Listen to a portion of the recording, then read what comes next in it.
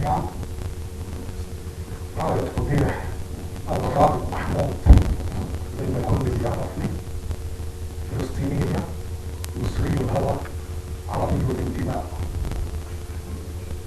لا أؤمن بإفقار الشعب بقدر ما أؤمن برسالة أسعى أنا وكل الأدباء وكل أحرار الكلمة لإيصالها إلى كل المضطرين في العالم العربي لمحاربة فكرة ألا وهي الغزو الثقافي الذي تجلى إلى عقول شبابنا، ونرى ما نرى ونسمع ما نسمع مما يحدث على مرضى منا أو دولنا العربية من إرهاب وتطرف.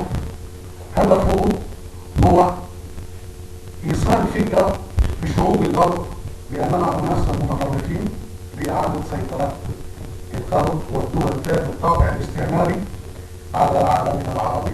لذلك وفي عجالة أرى أن الشاعر ليس مجرد قصيدة تقال في الصالات المغلقة لنسمعها نحن ونصفق لبعض ومن ثم نعود إلى منازلنا. الشاعر هو إنسان بالدرجة الأولى يجب عليه إيصال هذه الفكرة إلى كل فئات المجتمع، بدءا من الصالات المغلقة، الشوارع، النوادي، الكافيهات، حتى القهاوي، حتى الأسواق. لابد للنزول إلى المدارس، إلى الجامعات، إلى النوادي، إلى الميادين العامة لإيصال الفكرة بأن الفكر لا يحارب إلا بالفكر، والسياسة بالسياسة، والتطرف لابد المحاربة بدءا من الكلمة وليست بمجرد أعمال أجهزة الأمن، لأن أجهزة الأمن فقط هي لها طريقها ونحن لنا طريقنا، فالكلمة أقوى من الرصاص. مفتتح اغضب،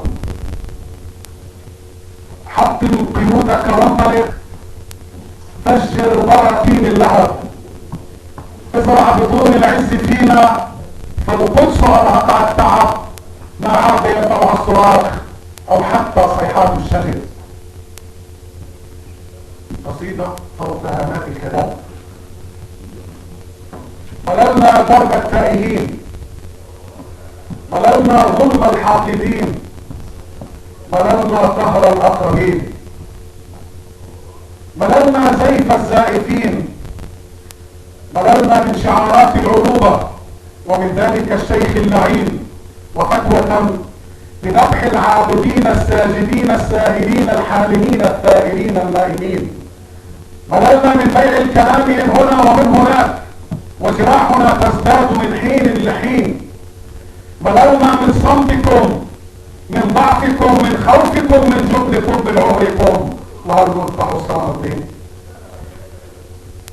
قتل وظلم ودمار مزقوا حل الصغار، بيوتنا صارت خراب، دماؤنا فوق الرصيف، أشلاؤنا متناثرة، إعلامنا صوت الغراب، بئس النعيق على الخراب، شهيدنا عانق شهيد وحتى حبات التراب، وصاح فينا قائلا قدمي هنا ورأسي فوق هامات الكلام، وصوت يصرخ في الجميع ادفنوني واقفا كي لا امل، انا لم امل، اني هنا باق على مر السنين.